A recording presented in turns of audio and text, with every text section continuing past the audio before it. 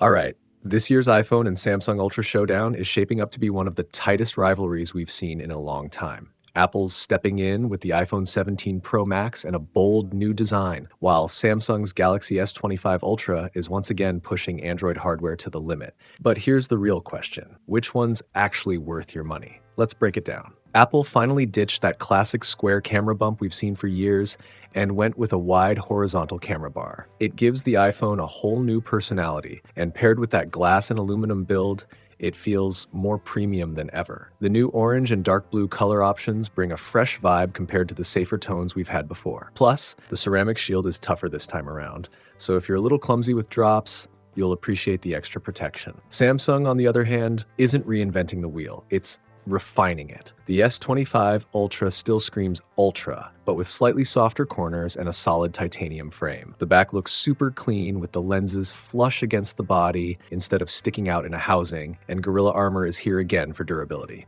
Both devices are IP68 rated, so water and dust aren't going to be an issue. Now let's talk cameras, because this is where things get interesting. Apple's finally making a big leap, a triple 48 megapixel system with a brand new telephoto that goes from 4x all the way to 8x optical zoom. On top of that, the sensor is more than 50% larger, which should mean noticeably better low light performance. And when it comes to video, Apple's still the one to beat. ProRes, Dolby Vision, and even 4K at 120 FPS. That's just insane for a phone. Samsung's reply: pure megapixel madness. A 200 megapixel main shooter, a 50 megapixel periscope with 5x zoom, a 10 megapixel 3x telephoto, and a 50 megapixel ultra wide. And yes, it can still push all the way up to 100x zoom with those famous moonshots. For still photography, Samsung's stacked, but in video, Apple holds the crown. Moving on to displays, Samsung is always tough to beat here. The S25 Ultra packs a 6.9-inch QHD Plus AMOLED panel with LTPO 120Hz refresh, 2600 nits peak brightness,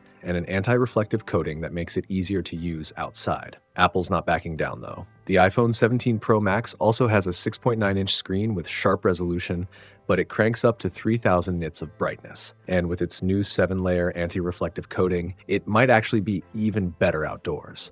I'm seriously excited to compare these side by side. Performance is another area where things are heating up. Last year, Samsung's Snapdragon 8 Elite actually beat Apple's A19 Pro, which was rare. This year, Apple's fighting back with the all-new 3nm A19 Pro, featuring a 6-core CPU, 6-core GPU, and improved cooling. Apple says performance is up 40%, and they've added a custom network chip for Wi-Fi 7, Bluetooth 6, and faster AirDrop.